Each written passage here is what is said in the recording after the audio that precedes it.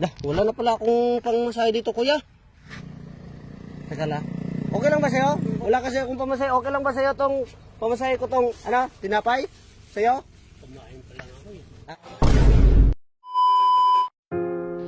Dihang nagsakay ko og tricycle, nakita na ko si kuya nga dagko kayo ang iyang singot og naluoy kayo ko ni kuya nagtanaw kay na-imagine ako kung ako ka sa iyang side no.